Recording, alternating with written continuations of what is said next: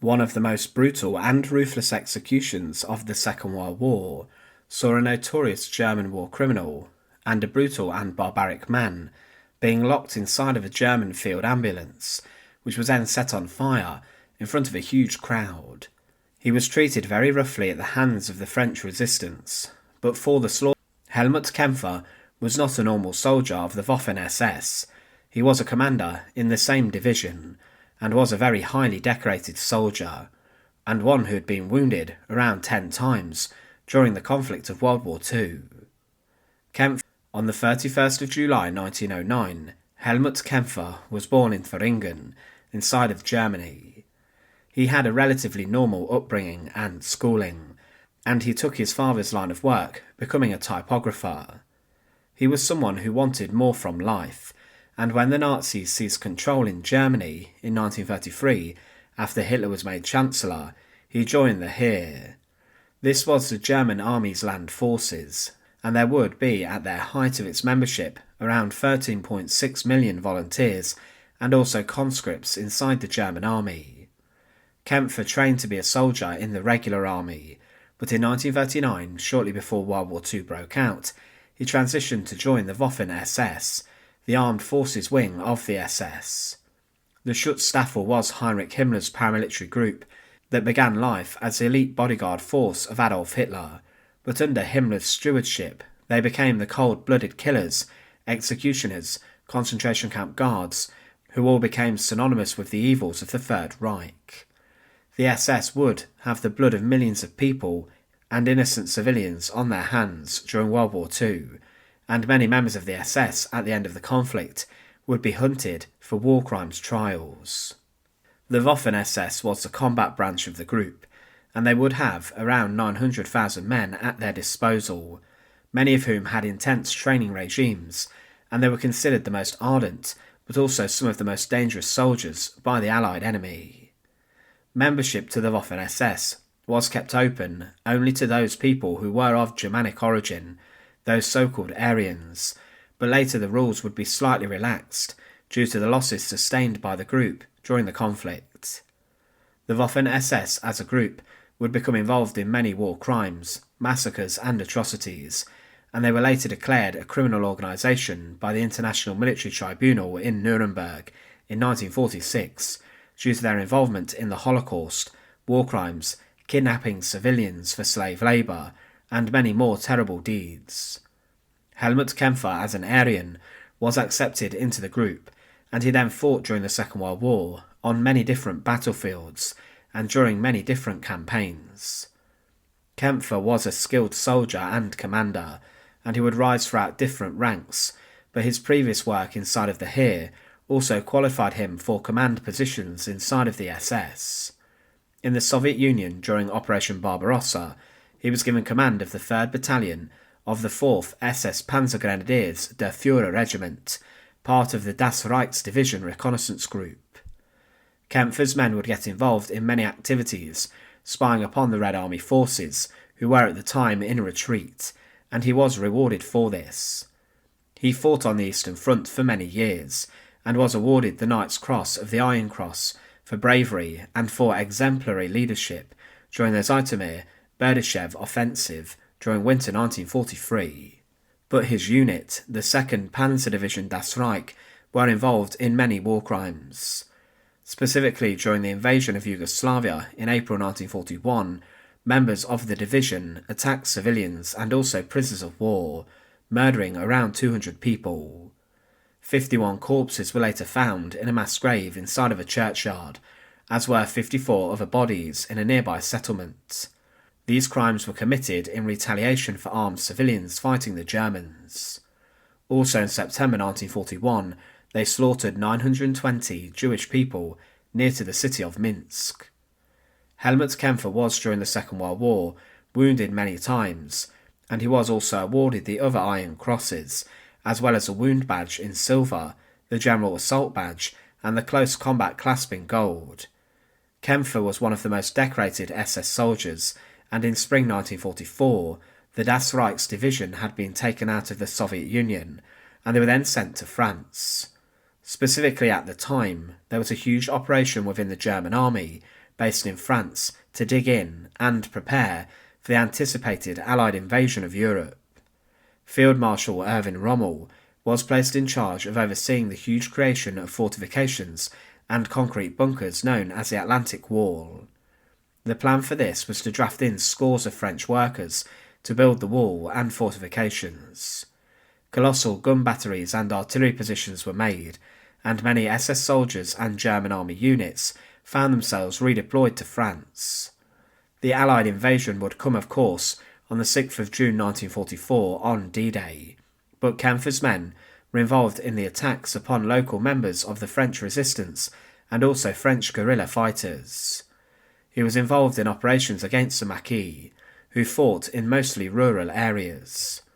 These resistance fighters were young and working-class men who had escaped to the mountains and woods to avoid conscription in the collaborationist Vichy French compulsory worker service.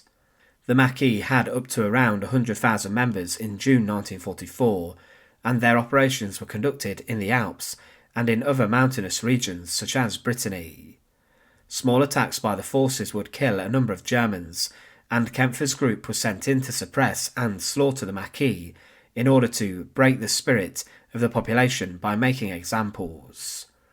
They would conduct horrific atrocities, but Kämpfe was leading men in the mountain regions to attack the Maquis. However, on the 9th of June 1944, he found himself captured by them. He was captured roughly 2.5 miles east of the town of Saint-Léonard-de-la-Blatte.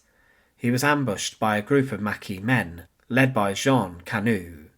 Canu, seizing the high-ranking SS officer, transferred Kämpfe to the custody of Georges Guillotin's brigade. These were a group of militant communists who were known for their ruthlessness. Canu probably passed instruction for Kämpfe to be tortured in an attempt to extract information from him about SS movements. He was, after all, the highest-ranking SS officer at the time to be captured by members of the French resistance forces, but his soldiers knew that he was in a huge amount of danger. They knew that Helmut Kämpfe would be subjected to a rough and brutal ordeal at the hands of the resistance, and that he would probably be killed and slaughtered. The men of the Das Reich division tried to hunt for Kämpfe, but he could not be found. The resistance sometimes would do deals with German army officials as a way of handing over one soldier for some of their men who were also captured, but they knew that Helmut Kämpfe was an SS man, and that he was someone who was too valuable for a swap with the SS. They had no intention of doing a deal with the Ireland SS, and because of this they decided that Helmut Kämpfe would be executed and sentenced to death. But they also decided that this would not be a quick death or a private one. Kämpfe would not be shot in secret by a firing squad, neither would he be hanged inside of a French prison. He was subjected to a public execution to send a message to the French people that the Maquis meant business when it came to dealing with captured SS soldiers. On the 10th of June 1944, 4 days after D-Day and the Normandy invasion, Helmut Kämpfe was to be burned alive in front of a large crowd. Despite the search continuing for him by the SS, Kämpfe was taken out to the area of Chissot in the Limousin region. The exact details of his execution are somewhat unclear, but it is known for certain that he was burned alive in front of the huge crowd. He would have been led out in front of the French population and paraded and humiliated. The most commonly accepted story is that Kämpfe, along with a number of other captured German soldiers, were thrown into the back of a captured German field ambulance. This had been abandoned by German forces and seized by the Maquis. The men were thrown allegedly into the back of the ambulance, and this was then set on fire after being doused in fuel. And the men all tried frantically to get out and escape, but they could not. They succumbed to the smoke inhalation and then burned alive inside the field ambulance. This is the sort of treatment that would be expected by members of the French resistance, especially with how they ruthlessly executed captured SS men, let alone senior commanders like Kämpfe. Helmut Kämpfe was burned alive and was ruthlessly killed, but let's remember that he was a war criminal, and he was someone who had been involved in different war crimes, along with his SS division. But it wasn't long before the commander of the 1st Battalion 4th SS Panzer Grenadier Regiment and a close friend of Kämpfe found the remains of the commander.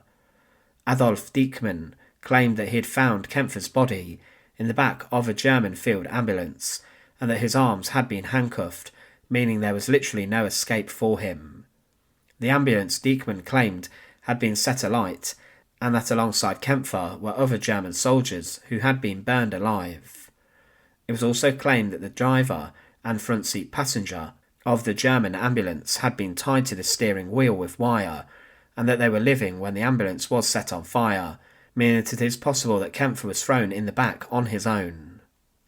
Diekmann was horrified and deeply upset by what he saw, and he then sought immediate vengeance, and he ordered his SS men to raze the village of Oradour-sur-Glane to the ground, where the body of Kämpfe was discovered, and this has gone down in history as one of the most harrowing war crimes of the Second World War, all done in reprisal for the execution and death of Helmut Kämpfe.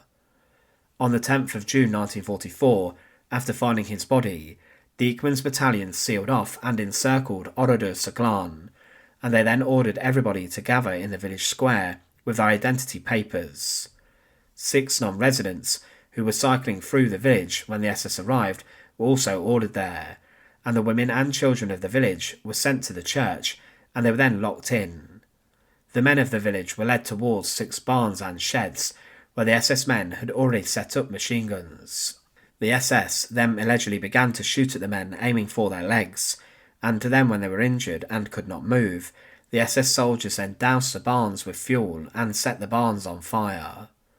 Only 6 men managed to get out and escape, but one of these was later spotted walking down the road, and he was then executed being shot. One survivor claimed, 2 machine guns were set up in front of us. The senior officer gave the order to fire. We fell upon one another. I found myself under bodies. Soldiers finished off the dying with a coup de grace. I didn't move or speak. Blood was flowing onto me. Then they covered us up with anything they could burn and set it alight. When the flame got close to me, I had no choice. Either I was to be burned alive or I would try to flee. The bullets had passed through the others, and by the time they reached me, they no longer had the power to go in deep. In this part of the Oradour-sur-Glane massacre, 190 men had been slaughtered. But the SS men continued. They went over to the church where the women and children had been gathered, and they then placed an incendiary bomb next to it. This was set alight, and the women and children tried to escape where they could, through windows and doors, but outside SS men stood with their machine guns and fired. In this part of the attack, 247 women and 205 children died, with one woman, a 47-year-old named Marguerite Rufanch, surviving. She managed to escape through a window, but she had been shot, but not fatally. She managed to then hide in a bush before she hid out overnight and was rescued. Even the 3 priests who worked inside the village were slaughtered, and the SS also desecrated the church. In total, 643 people in the village had been killed due to Kämpfe and the other German soldiers' executions, with Kämpfe's killing being deliberately associated with Oradour-sur-Glane. Today the village remains a shell, left to ruin, as a memory of those who were killed that day. The charred remains of Helmut Kämpfe were gathered up by the Germans, and he was then buried inside of a German military cemetery at Benoil, being the most senior SS commander to be slaughtered and captured by the French resistance during the Second World War. He was one of the most high-ranking soldiers of the conflict, and he was one of only 91 men to have been awarded the very rare Close Combat Clasp in Gold and also the Knight's Cross. He was a skilled commander and leader of men, but his capture and subsequent execution showed the anger that the resistance had towards especially members of the SS. These were people who had been hunted as enemies of the Nazis for years, and who had been living under immense and brutal occupation. The resistance would, following the Allied liberations of towns and cities, even punish their own French women for sleeping with the German enemy, some women being badly beaten, their heads shaved, and then covered in swastikas to shame them. The anger inside of France was palpable, and this was displayed during the execution of Helmut Kämpfe. His killing led to the reprisal slaughter of a French village that today is still a ghost town, due to the actions of the SS that day, who took brutal and bloody revenge for the burning of Kämpfe. Despite his experience and accolades, when he was executed, Helmut Kämpfe was just 34 years old, but he was a battle-hardened Nazi. Thanks for watching. To support our channel, please make sure to subscribe, and once again, thank you so much for watching.